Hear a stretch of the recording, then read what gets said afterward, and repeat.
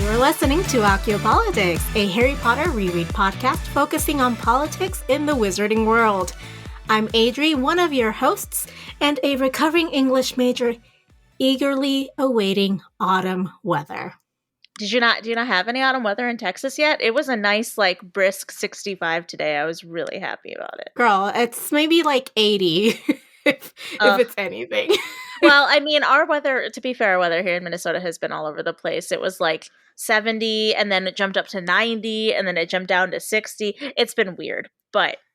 It was a nice day today, but I don't want to jinx myself and be like, sure, it was 75 to 80 something, and then wake up tomorrow and be like, it's a sweltering 90. Yeah, I'm just happy I haven't had to turn my air conditioning on for 3 days straight. That's nice. Yeah. Anyway, I'm Helene, your co-host, producer, and someone who is still very much reeling from the magical news we got today. Oh, today. You mean today as in the 22nd of September, 2021? Yes, recording day. Some big news dropped this morning, just in time for us to talk about it on our episode tonight. How perfect. I'm excited. I think you should just let it go and just let's dive into the magical news before we do the boring news or the news that make me angry. Okay, yes. So the title and release date, new release date, mind you, of the third Fantastic Beasts film was released today. The title is Fantastic Beasts and the Secrets of Dumbledore, which, not to toot my own horn, but I 100% called that back in such a February. It was back in February. MuggleNet was preparing for our April Fool's stunt that we pull every year, and this year we were going to do a fake news article with the news of what the Fantastic Beasts 3 title was going to be. And so we were trying to think of ideas that were realistic, that people would believe. And I went back and I found the brainstorming post we had, and I 100% pitched Fantastic Beasts and Dumbledore's Secret or something of that nature. And this was back, it was 34 weeks ago. So back in February, I called it. And then this came out and I was like, why does that sound familiar? Oh, right. Because I thought of it. It's, they just had a direct line to your brain, those people. Yeah. And then also big news as well, the film was originally, well, not originally, after many changes. The last we had heard, the film was supposed to come out in July of 2022. And the news was dropped today that not only do we have a title, but the release date changed from July 2022 to April 15th, 2022. So it has been moved up quite a few months, and we're going to get it early, which is really exciting. Very considerate of them to release it on a payday for me, is what I'm saying. Oh, yeah, totally. Then you don't even have to worry about buying the ticket. You'll be like, yeah, I just got paid. Heck yeah. Yeah. Also, bring me all the popcorn. Sure. Oh, yeah, just buy 6 buckets of popcorn. You might as well. You got the money. And then be like, help me, I'm poor. The rest of the other 2 weeks. Yep. I spent all my money on popcorn. Which, I mean, I don't regret it. But... be eating oatmeal for every meal afterwards, Exactly. Yes. I'm so excited. It's good news that it got pushed up. I think that can't be bad news, I don't think. And I'm just really, really pumped. There was a small, synopsis as well that got posted. But, I mean, I guess, do you want me to read it? I could read it. It's not that interesting. All I was going to say is, they really lost an opportunity there by not calling it The Life and Lies of Albus Dumbledore. I mean, honestly, yeah, I agree. But regardless, Rita Skeeter would be proud of this title. I feel like that, yeah, I do feel Rita Skeeter would be proud of that title. Yeah. I mean, we're seeing a pattern, too. You see, obviously the first one was just Fantastic Beasts and Where to Find Them. But the second one was The Crimes of Grindelwald. This is The Secrets of Dumbledore. So, the next one will probably be, the beasts of fantastic. I don't know. The The beast the of okay. the pastries of Jacob is going to be the next one. Calling it right now. I called this last one, so just wait. Just wait. The next And the one's called the pastries of pastries of Jacob. Jacob. Okay, cool. In Jacob's Bakery. Yeah, Fantastic Beasts and the pastries of Jacob. Yep. Okay, I mean, I I mean, guess. so like in the synopsis that the quote unquote synopsis that they released, I'm not going to read it because it doesn't give any new really information, but they made sure to say like, oh, like new beasts, and it will feature Newt and Jacob and Tina, and We knew that, I thought, but okay. yeah, I mean it's just kind of it, like that's why that's why I'm not reading the synopsis, because it's literally just stuff we knew. Or But yeah, expected. expected, yeah. I mean, yeah, all the characters are going to be returning as we expected, and there will be beasts and new beasts, because they have to say that because it's the Fantastic Beasts series and not the Dumbledore Grindelwald series. Although, I mean, it's the Fantastic Beasts series, kind of, but really, it's all about the Dumbledore and the Grindelwald. I mean, yes, if we're being honest, yes, 100%. But yeah, that's the magical news. I'm really excited. My agency worked on the last film for their social campaign, and so I have absolutely no news as of right now, but I'm keeping my fingers crossed that maybe I'll get to touch this project in my professional life in some form, which would be really exciting. Also, in your podcasting life. Exactly. Just Yes. immersed.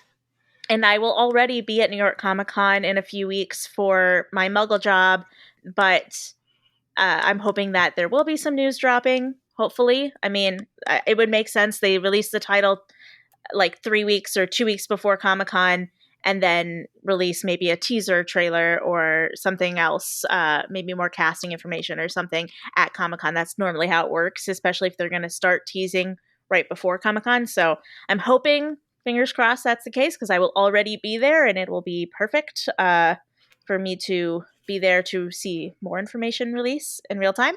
And I will keep all of you beautiful, beautiful listeners updated as I learn more. Oh, I'm so excited for you. Me I'm too. excited for us. I'm excited for the fandom. Finally, some new Yes. shit. Love this for us.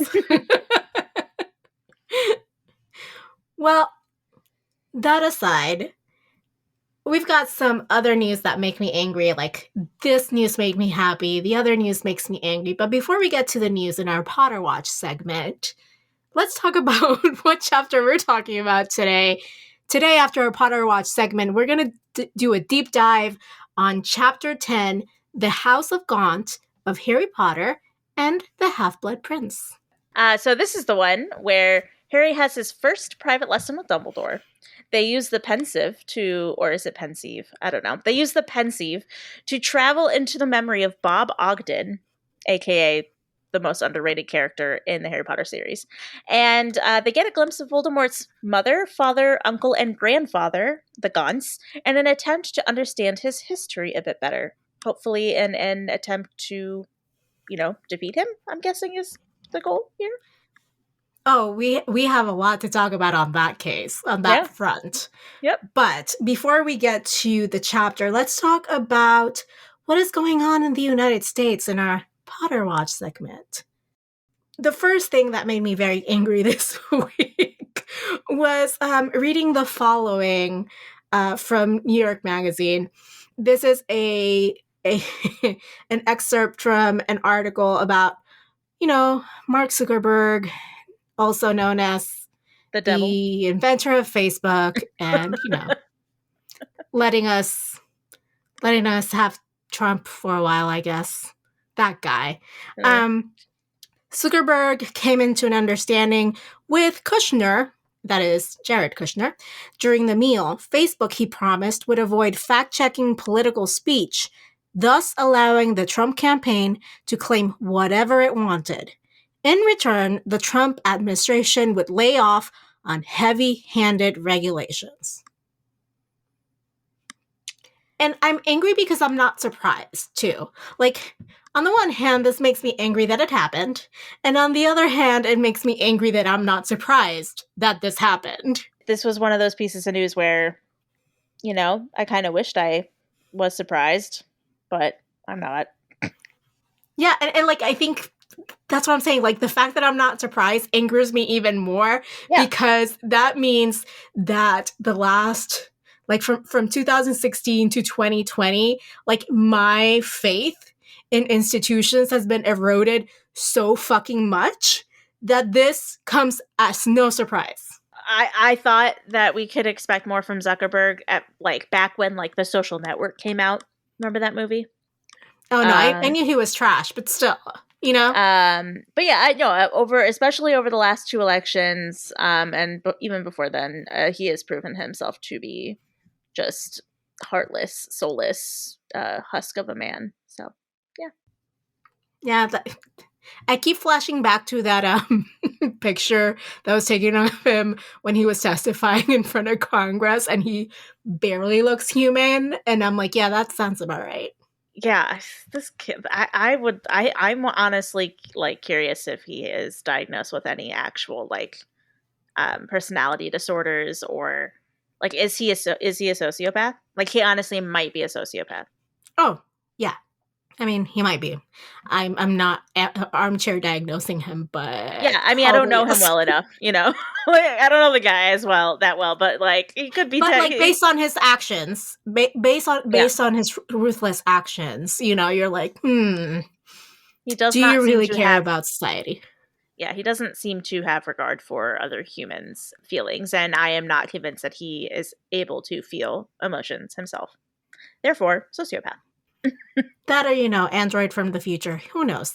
Anyway, True. um, continuing in our saga, led by Texas, but beloved by Republicans all throughout the United States, there has been a date set in the Supreme Court to hear about Texas law.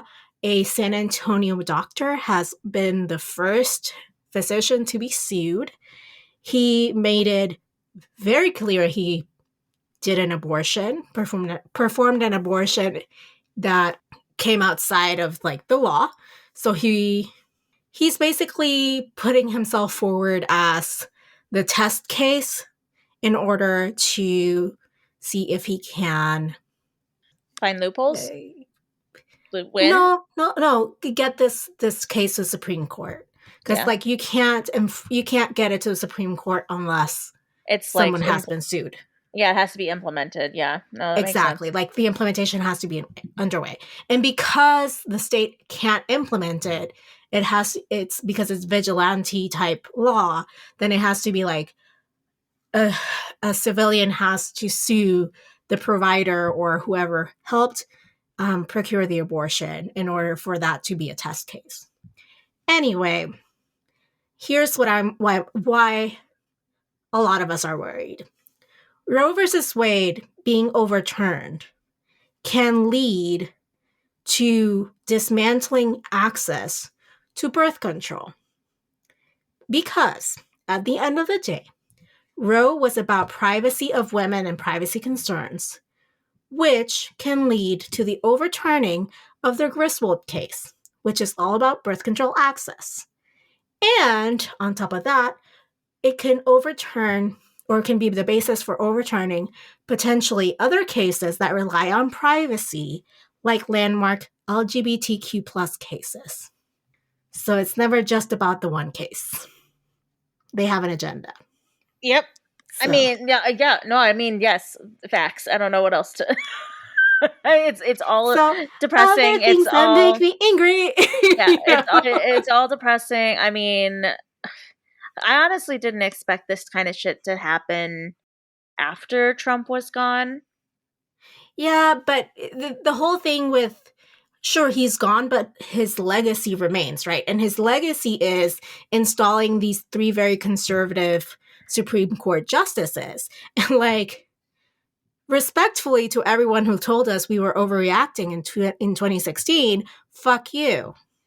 Yeah, I mean, we knew. Respectfully. Yeah, we knew this was going to happen, which is why we fought so hard to try and prevent it, and why we cared so much when, Ruth Bader Ginsburg died, when Amy Coney Barrett was inducted, when whatever the guy who loves beer, what's his name, Brett Brett Kavanaugh was Kavanaugh. inducted. Yeah, was inducted. Yeah, it's all kind of coming back to bite us in the ass. We knew this was going to happen. Basically, it sucks. And again, respectfully to everyone who thought we were overreacting, fuck you. Yeah, I feel so much for the women of Texas who have to be the ones that. Oh, and it's not just going to be Texas. There's a ton of states that are looking into Yeah, I just following the lead I of just Texas. I just feel for the women of Texas who are going through this right now, who have to be like the kind of like the example, I guess. Yeah. No, It sucks. it fucking sucks. And the Supreme Court sucks. And we got to pack the courts. And I don't know what's taking them so long. Yeah, I mean, I guess we'll see. Because, We'll like, I see. think the argument is, well, no, we can't set the precedent because then Yeah. Republicans will do it. And I'm like, hello? I'm here trying to ask this stupid question, but have you seen Republican precedents? They don't fucking care. They'll do whatever they want, whether you do it or not. Well, they haven't done it yet. Not in recent memory, but they have done it. I'm Courts have really been packed I'm really before. It's just interested that to recently, no. I'm just interested to see what Biden decides to do, and what path he decides to take, and how quickly it takes him to do this. So we'll see. There is a time and place for restraint, but this is not it. This is time for action and thinking, like, doing the political calculus that, oh, well, then people are going to turn up for the midterms because they're pissed off. Maybe not. Maybe they won't turn up because they're so disappointed. There's a thin line there. I don't know. Everything takes time in DC, and I'm sure that they're just trying to formulate the best way forward at this point. Hopefully we see some change, some action being taken soon. Our first news story, my faith has been eroded to the point where I'm just skeptical, to be honest. But Fair. Hope for the best, plan for the worst, as they say. Yeah. All right, let's get back to Harry Potter, shall we? Yes, let's do it. We can talk about this interesting chapter.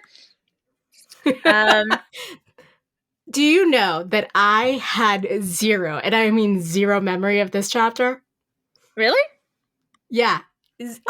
I'm listening to this chapter going, huh,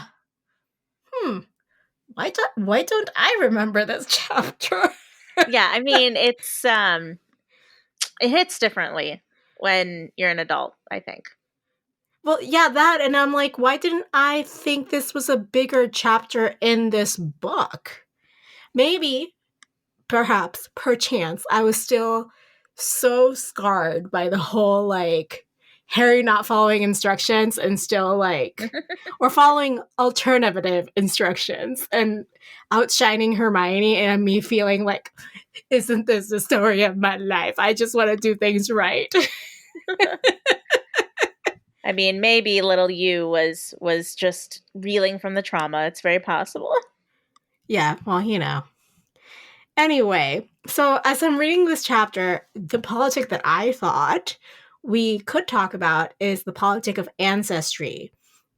And that is, like, when I'm thinking of ancestry, I'm thinking like the reverence for those who came before us. Like, there's like a big, like, sometimes that's made into a big deal. It's why we have ancestry trees, or, in the case of the Black family tapestries, why we want to know what our genes can tell us about our ancestral composition.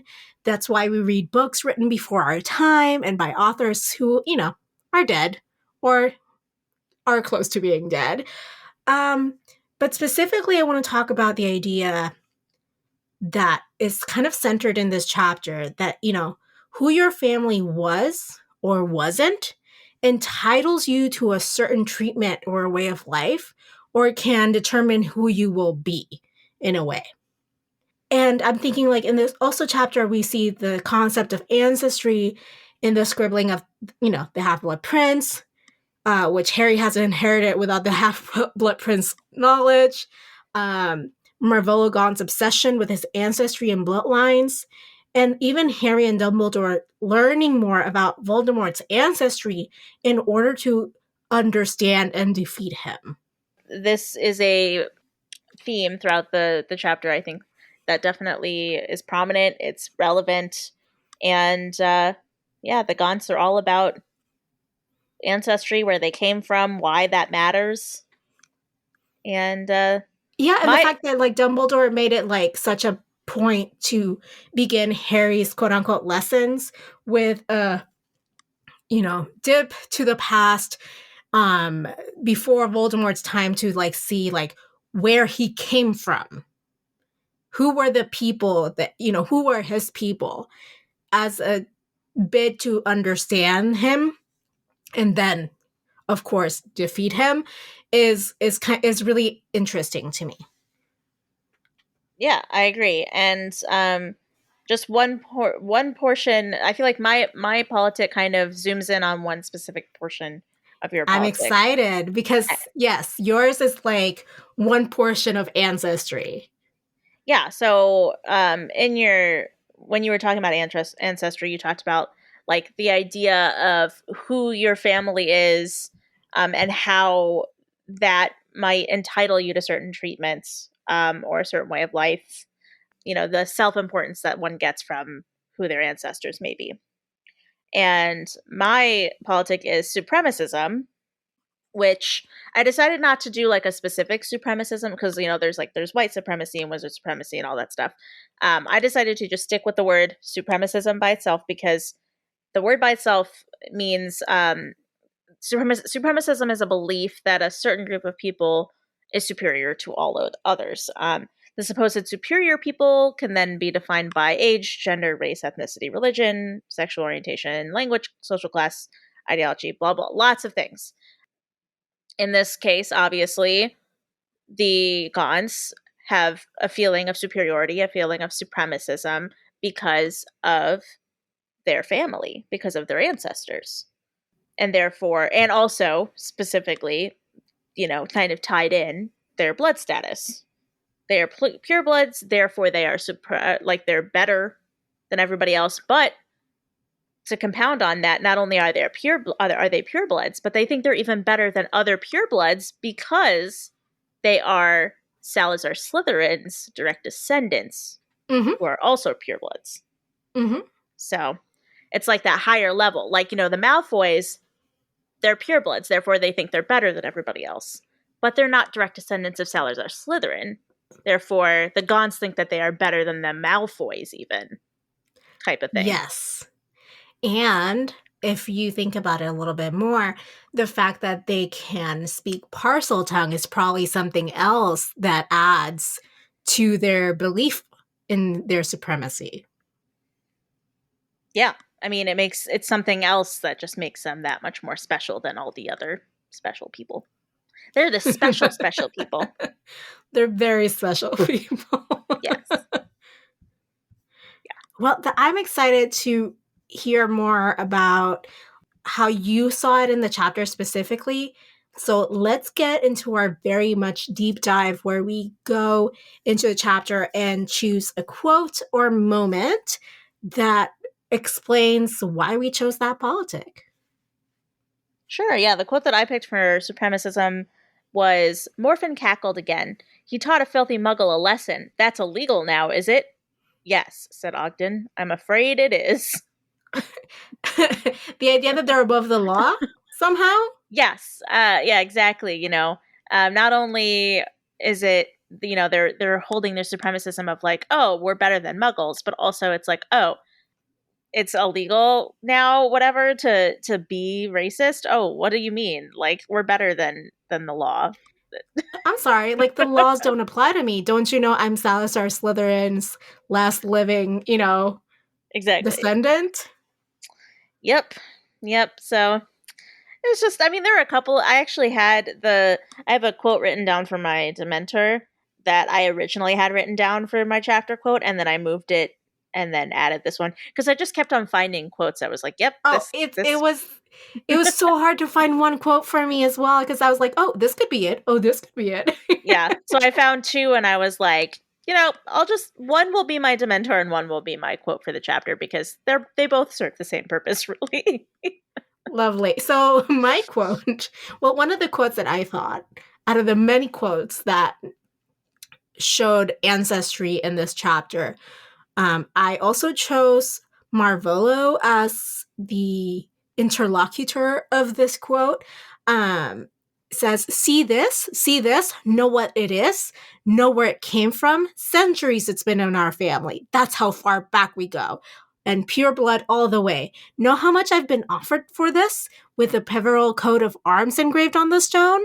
So it's like the idea of like, even this symbol, like this ring, is such an important piece of history that you should not even think that laws apply to us because I'm entitled as an old wizarding family ancestor to better treatment than other people.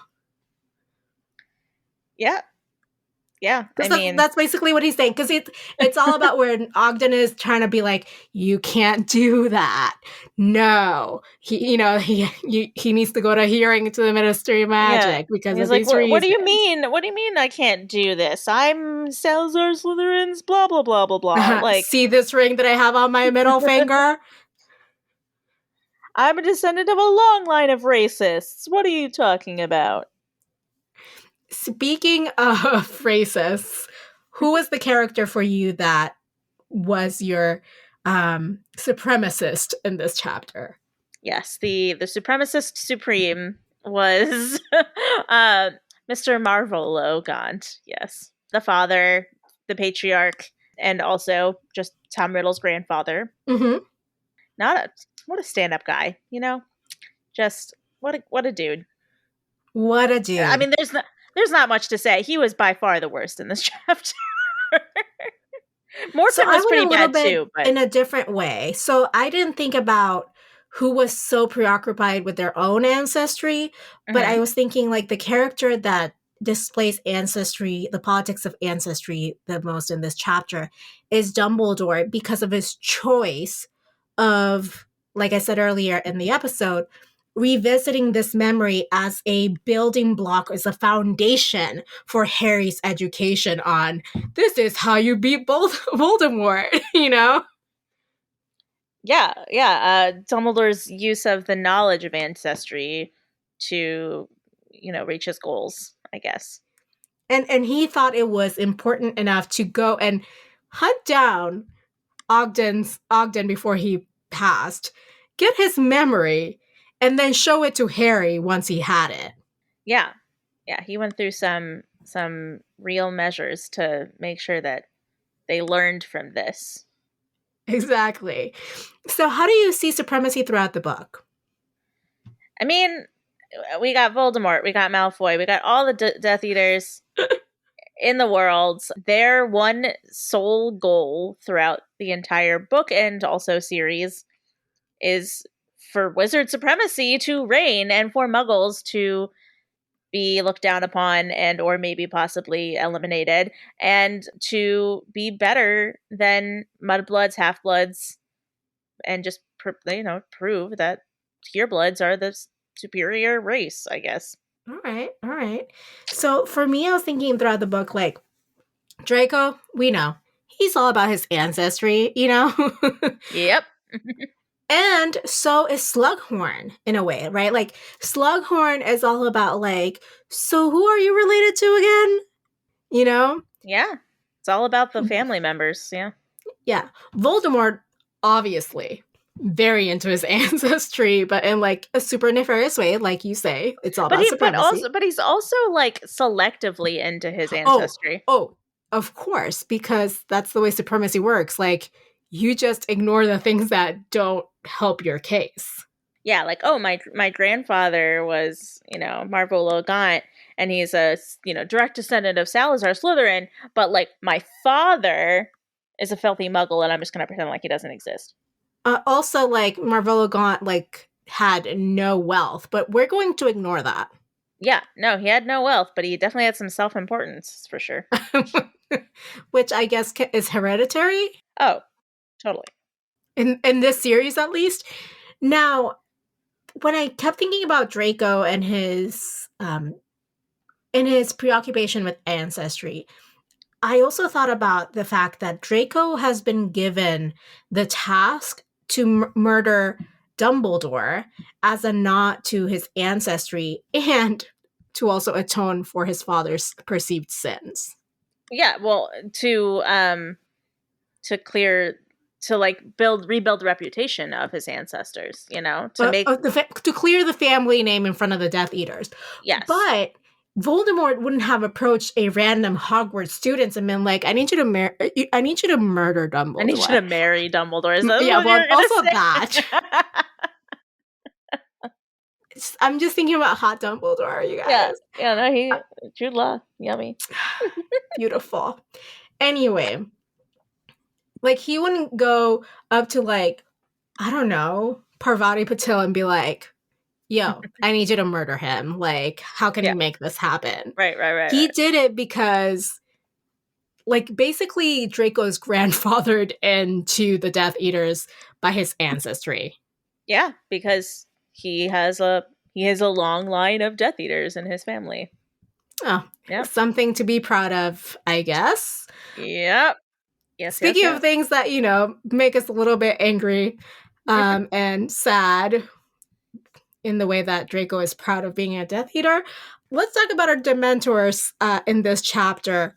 What didn't you like in this chapter, Helene? Yeah, so this was the runner-up of my quote for supremacism that I stuck in here because I didn't like it. Are you pureblood? He asked, suddenly aggressive. That's neither here nor there, said Ogden coldly, and Harry felt his respect for Ogden rise. Apparently Gaunt felt rather differently. He squinted into Ogden's face and muttered, in what was clearly supposed to be an offensive tone, now I come to think of it, I've seen noses like yours down in the village. Oof. Also, correct me if I'm wrong, anti-Semitism, notes of anti-Semitism in I there? mean, also anti-Semitism and racism, honestly, Yeah. because like African, or descendants, like it tend to have larger facial features as well that are discriminated against, Correct. and so there are just, I mean, just the similarities drawn here of Muggles be like how like a Muggle nose, like oh. You have noses like the Muggles in the village, so I should have known that you're not a pureblood. Like, Like, just, also, what is in a nose? Like, just, man, I don't. There are no words. It's awful. Yeah, it's bad. It's bad. it's What bad. about Yeah, you? you're right. What about you? So first off, obviously the wizard supremacy in this chapter, off the roof, terrible. Yeah. But what really made me like almost physically ill was imagining again and again the way that Marvolo treated his daughter. Yeah. Basically like choking her and like Yeah. physically abusing her and mentally abusing her, emotionally abusing her, just whew. Yeah, and I don't like.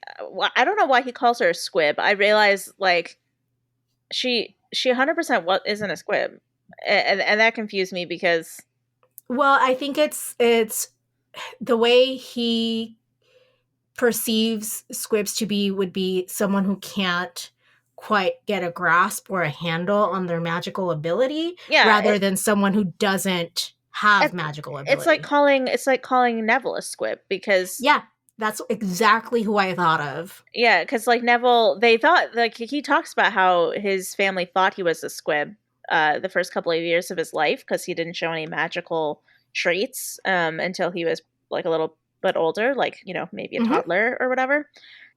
But he 100% is capable of magic, and a squib is not. So, and same with Merope or Merope or however you say it. Yeah, she's not a squib.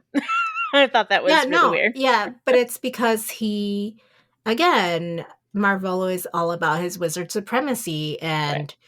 and a diminished magical ability in his eyes, which, by the way, was because he was an abusive piece of shit, Yeah. not because she didn't have any magical ability, made his daughter a squib in his eyes. Yeah, and I think like a squib is literally just what one step above a muggle. And a muggle is like the literal worst thing that you could be to this guy. So like Yeah. it was like the worst name he probably could think of to call her other than muggle, which Well, she isn't. yeah. I mean, this guy, what a treat. Yeah. Speaking of treats, but actually treats that are very good, let's talk about our chocolates, which is what we liked in this chapter. Helene, tell me your chocolate. It was kind of hard to find one because this wasn't like a particularly delightful chapter. But Again, um, again, we have like a chapter that was not delightful at all. Then we had a chapter with 3 freaking chocolates in it, yeah, at least, I mean, and so then like this one. I didn't hate this chapter as much as I hated, the one with Snape. Like this chapter was just like this one, like it was obvious that these people were supposed to be bad. Like I didn't feel like gaslit to like think that this wasn't as bad as it was supposed to be. Like this was bad, and like the author is making it clear that this is bad behavior. Okay. And so like yeah, it wasn't a good chapter, but I don't know, I didn't hate it as much as the other one. However, I think the one shining light that I was able to find in this chapter was Bob Ogden. um, because while he doesn't do anything particularly like, delightful, he is a decent human being, which is like hard to find in this chapter. But he holds his ground. He doesn't stoop to the level of the Gaunts when being provoked or taunted by them. He goes there to do his job, and he does his job, and he does it well. So good for him. Also, all while wearing a weird ass outfit that gave me Yes. the giggles to think about. Yeah, that's one reason why I really wish this scene was in the movie, because I'd love to have seen Bob Ogden on screen and like what he was Oh, wearing. 1,000%. My chocolate was Dumbledore's lightheartedness when Harry kept questioning him. Just such a good egg. It's Like just I it's just peak Dumbledore. Like this is the shit I think of when people ask me like why Dumbledore is one of my favorite characters. Just like this kind of shit, you know? I know. Again, such a good egg in this chapter, our Dumbledore. Yeah. Like you ask him a question and you expect him to be like super serious or evasive or whatever, and he's just like, here's the answer. Or like, not today. Yeah. Harry, not today. This is I will all in good time, but not today. Yeah. He's just as you said, a good egg. Speaking of good eggs, you know who are also good eggs? Our patrons. Yes. Not rotten eggs. Nice fresh Nice, good eggs. eggs. Like Cadbury eggs. Ooh. Chocolatey and delicious Oh, eggs. yes, the best eggs, Cadbury eggs. Honestly, when I say I like eggs, I mean Cadbury eggs. I have one egg every morning, but not the type that you think. I have this diet. It's like one egg every morning, It's Cadbury though. Yeah. Not the chicken kind. The chicken kind, yeah. So our Cadbury egg patrons keep this show going. And, because the podcast, even though we don't pay ourselves a salary, podcasting, takes money to put out there on the internet. So that's how we cover those costs and all the design costs and all the good stuff that we put out there. So if you would also like to be a good egg, a Cadbury egg, you can join us over at patreon.com/occupolitics. Yes, we would love to have you over in our exclusive Patreon club, where $2 a month is going to get you access to bonus content for every episode. And the $5 and $10 a month tiers that we offer on Patreon are going to get you some physical rewards every 3 months, including some sneak peek Snickers.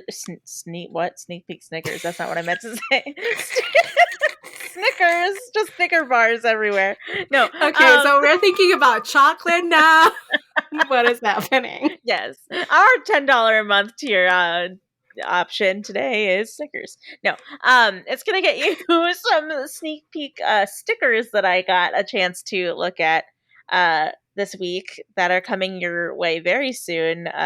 We have a new 3-pack of very well designed and well thought out stickers that I'm very excited about. Oh, I'm fully excited. I'm always excited about all of them, honestly. But you guys, these three that are going to our patrons who, were with us for July, August, and September. Whew, so good. So good. There is particularly one with a 70s style font that is chef's kiss, if I do say so myself. Yes, very, very excited. And we're also going to be throwing in some of those holographic sticker surprises like we did last time. Just stay tuned. Those holographic stickers I mean, are when so I told fun. Helene I ordered holographic stickers this time around as well, she was over the moon, I think. I was over the moon for sure. Well, speaking of patrons and why you should become a patron, today we have one of those bonus content for every episode that we do. And today we will be talking about the history and meaning of pureblood in the wizarding world. Yep, I found a really interesting feature about this that I'm going to share with you guys in the content. So become a patron I and stick can't wait around. to hear about it, and I can't wait to make, as per usual, all the connections to our Muggle world about it. Oh yes, yes. But before we get to that, if you're a patron, you're going to get, this at the end of the episode. You're going to get your bonus content. And if you're not a patron, you're going to be sorely missing out. But last week we asked a question, and boy, oh boy, if we didn't get answers. The question we asked last week was, do you consider Harry's use of the Half-Blood Princess book cheating? And this was we got too many answers. We can't even read all the answers here. I know. We were just so overwhelmed by the responses we got this week. There are gonna be some long-winded ones. I'm gonna read them, and we're gonna just try and discuss them, and just buckle in, okay? This was a very passionate topic for a lot of people. Okay.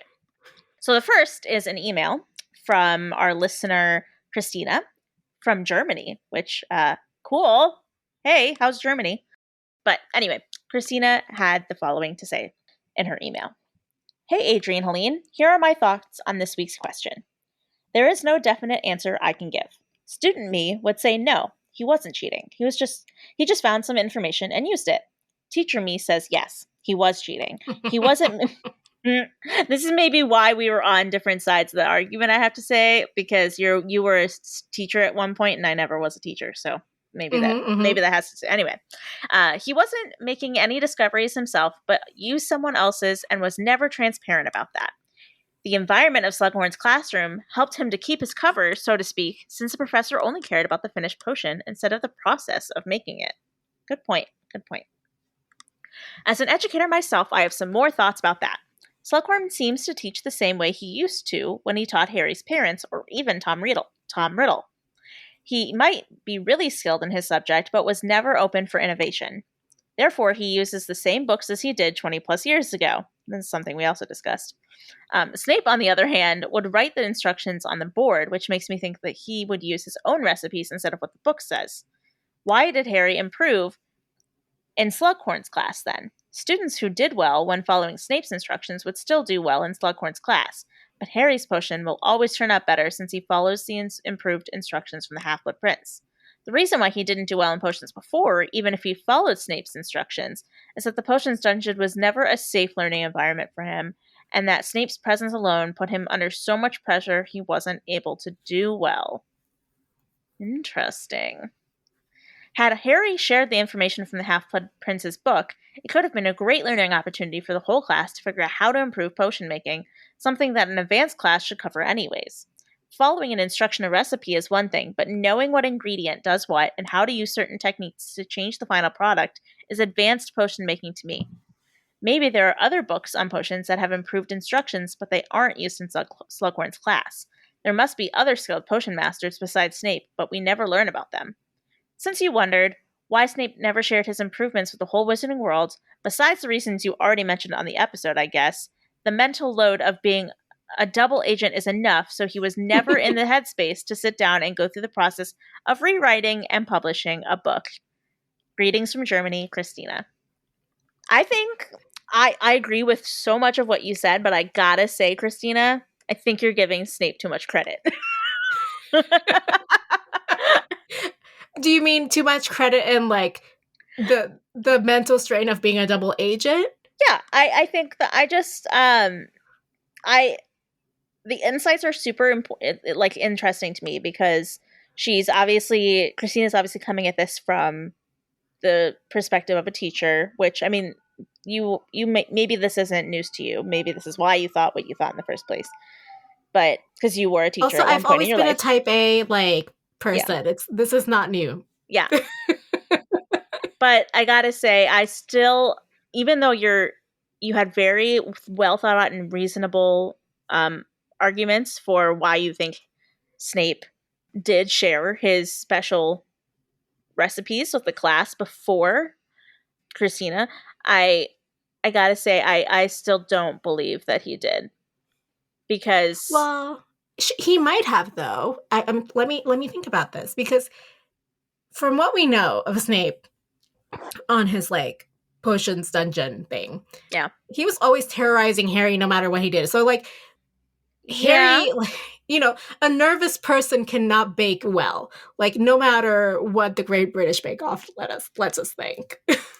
yeah. I'm just wondering, like, wouldn't other people in the classroom who might not have felt as personally victimized by Snape have excelled in potions if he had been providing the same? Well, but we think the people we don't see, the people we see failing or flailing in potions have been Neville, Ron, and Harry, and who have been And like, Hermione. and Hermione sometimes does well and sometimes flails, right?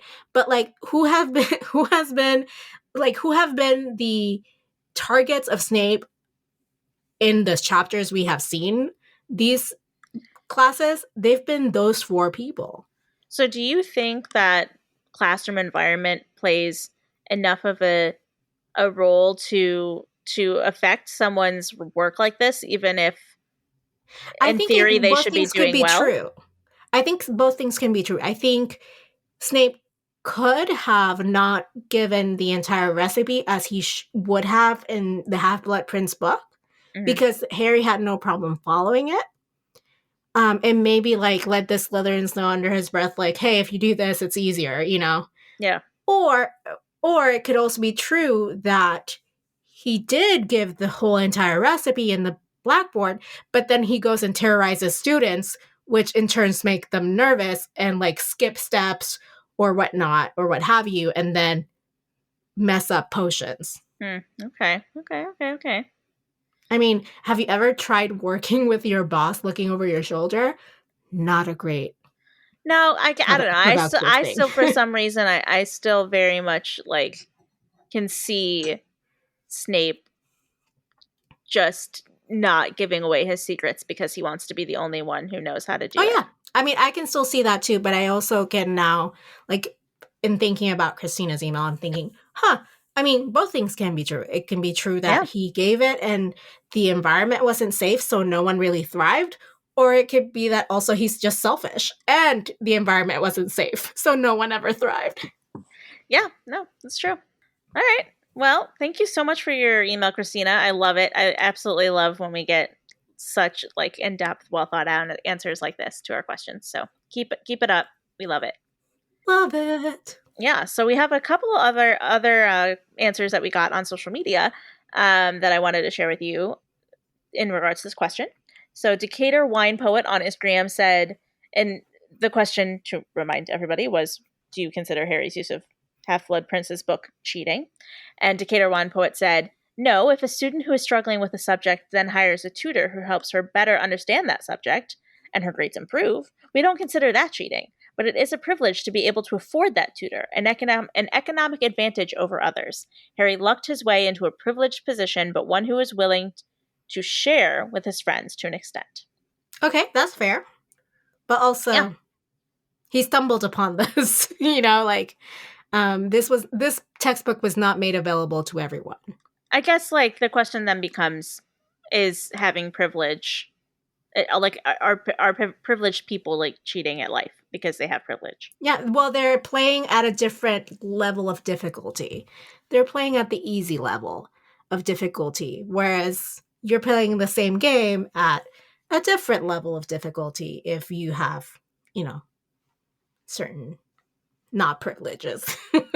Yeah. Yeah. And then listener Jeff, aka Dream Quaffle, on Instagram said, when Hermione shares her notes with Harry and Ron so they can study, it isn't cheating because there's no guarantee they'll be able to apply the information and benefit from it. True, she is giving it with consent and knowledge, whereas Snape is not entirely doing that in this case. But Snape obviously doesn't care that much because even when Slughorn brags about Harry's potion abilities, he doesn't investigate further. If Snape isn't bothered enough to stop it, then it sort of borders on him giving his blessing to what Harry is doing. Doesn't Snape not care until he figures out that Harry found his spell somehow?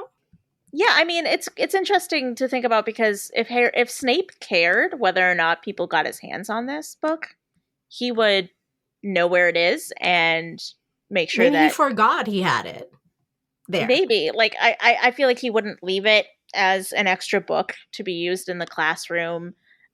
He would know where it was and make sure that it is guarded from anybody finding it or using it if he cared, which it doesn't seem like he cares. Maybe he just has some such like more pressing secrets to guard that this is like on the low end of the list.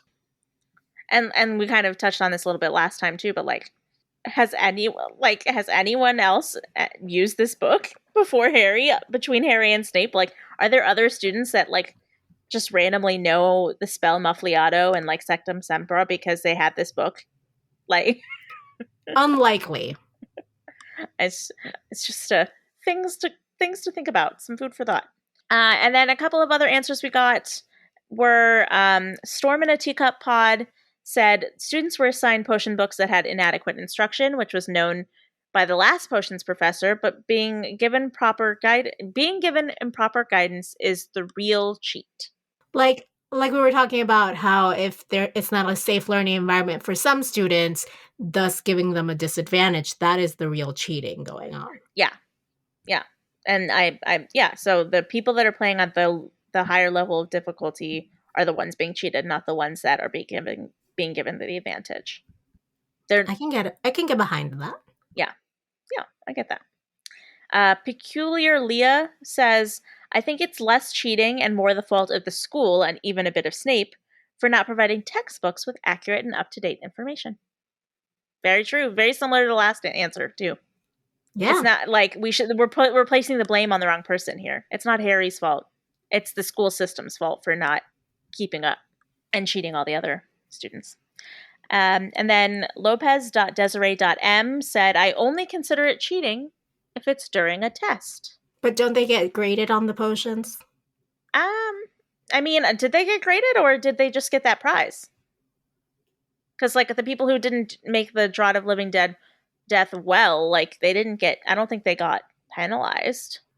I don't know if it's They just clear. didn't get the prize. Right? I don't know if it's clear because I usually think of potions, and maybe this is just me bringing like my bias into it. Like I usually think of potions as like a lab class almost. So Yeah. in lab class, every experiment you do is graded.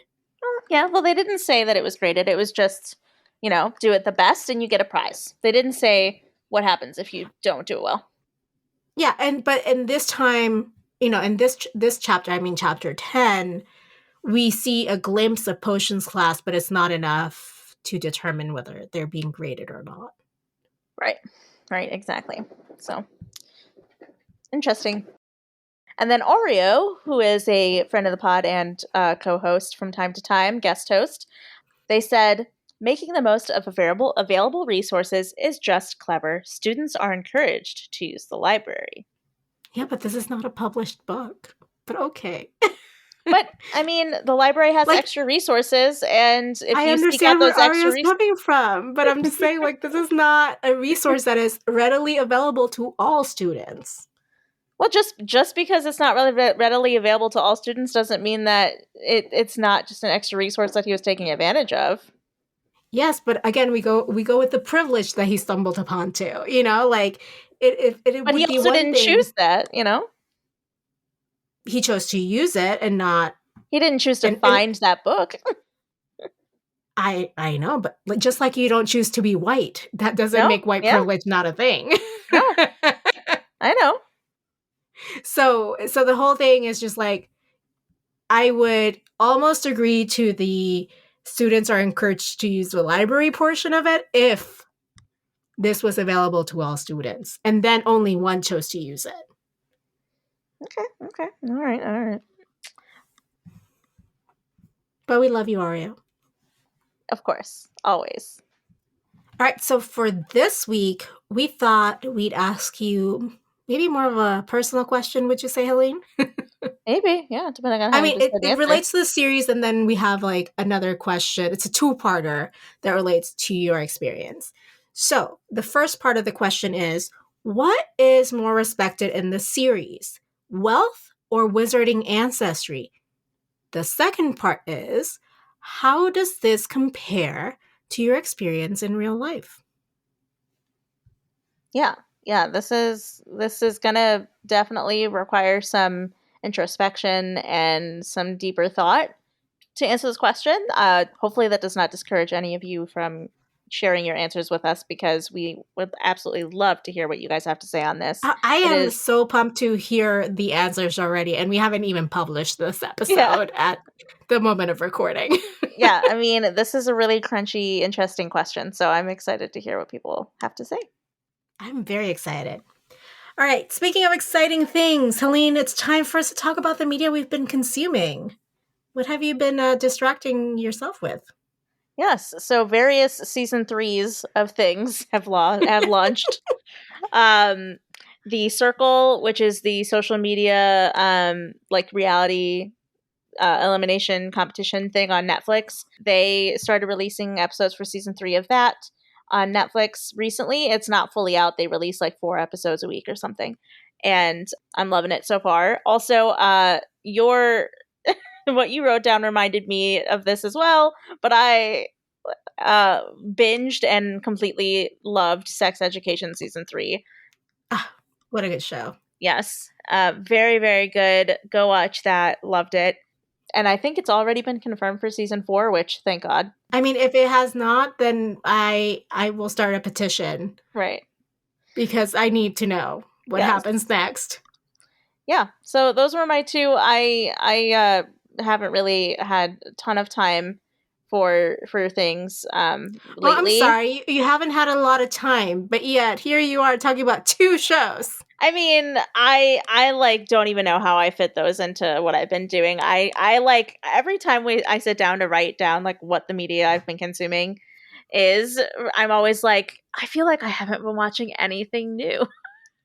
And yet you always come up with something. I do. I always find something to talk about. I mean, my life, both my personal life and my professional life now, revolve around pop culture and like what's happening in the media. Like my life, like my job is social media now. So like I have to be consuming media at some point, whether it's for fun or not. Look, and it's all fun. Yeah. For right? me, it's all fun for me. Yes. Okay. Whether I'm being paid for it or not, I should say.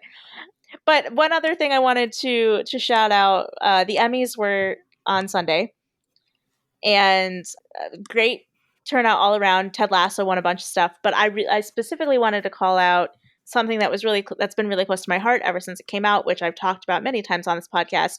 Bo Burnham's Inside won 3 Emmys of the, I believe, 6 that it was nominated for. And I'm just really, really proud of him. I'm really, really proud of the work that he did in this special.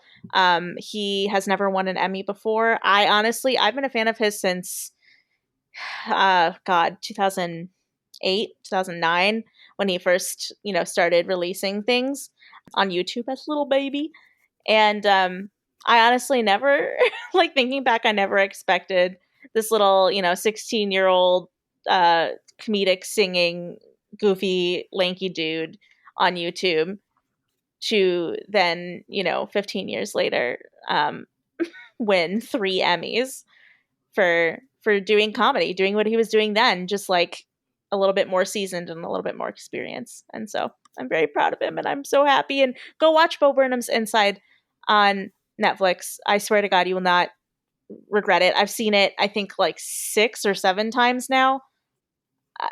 It's just, I can't stop. It's so good. So do it. That's great. As you alluded to, I've been watching season 3 of Sex Education. Gillian Anderson is wonderful in it. She deserves all the awards. Season 3 made me cry like a little baby, because that's what I am now. Yep. I hate it. I hate that I'm so soft, but here we are.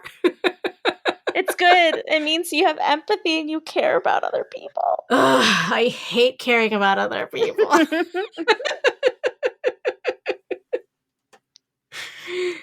want to be a stone cold bitch.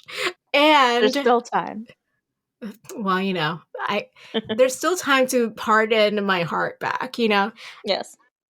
Also been watching, because I haven't finished, season 1 of The Irregulars on Netflix. It is a Sherlock Holmes type story, but it's all about like the basically the quote unquote street kids who help him solve crimes, but also it has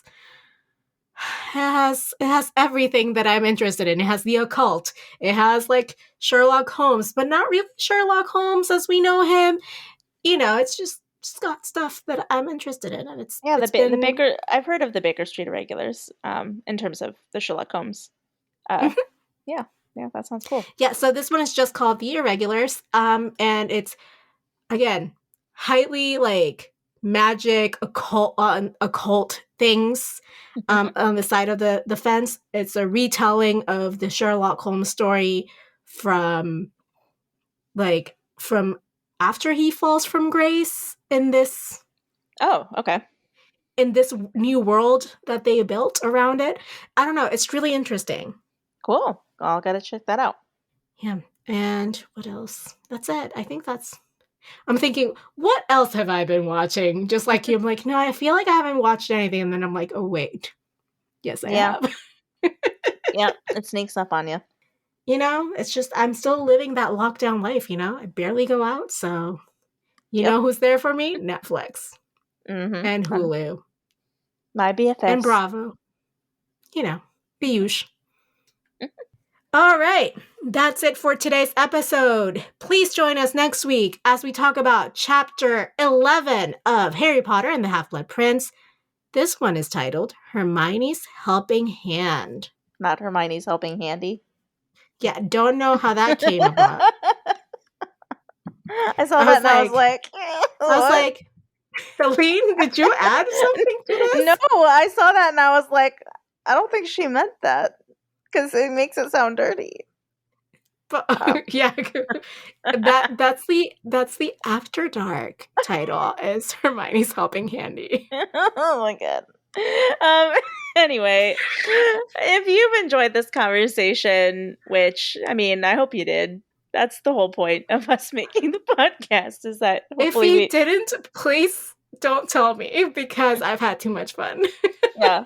But if you did enjoy the conversation, please take one itty-bitty second out of your day to go online and give us a 5-star rating on Apple Podcasts or whatever podcast listening platform you happen to be listening to us on right now. It helps people find the podcast. Also, feel free to tell your friends about the podcast. If you know someone who you think would enjoy it, please let them know, and then let us know if they like it, because we want people to listen and enjoy our podcast. That is the reason we do it. We do this for the people, and also to talk to each other about Harry Potter. Yeah, because we totally wouldn't do that if we didn't have the podcast. Like I Oh, wouldn't of ever course not, right? I Like wouldn't we ever would speak to not. you. No. No, no. Mm. We just log on and speak once a week. We definitely don't text each other or send each other tweets and stuff. Yeah. You don't exist outside of this podcast. I mean, true. I'm like, I exist and I don't exist. I'm like Schrodinger's cat. Exactly. Anyway, with that lovely thought, until then, politics managed.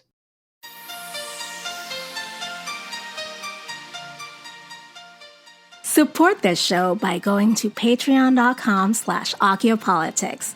Our patrons keep this show going. You can find us online at Occhiopolitics.com, and we are at Occhiopolitics on Twitter, Facebook, and Instagram. You can email us your thoughts at info@Occhiopolitics.com. Leave us a voicemail at 915-996-1699. And you might just hear yourself on the podcast. Adriana Wilson is the founder and creative director of the podcast. Helene Karp is the producer and social media manager.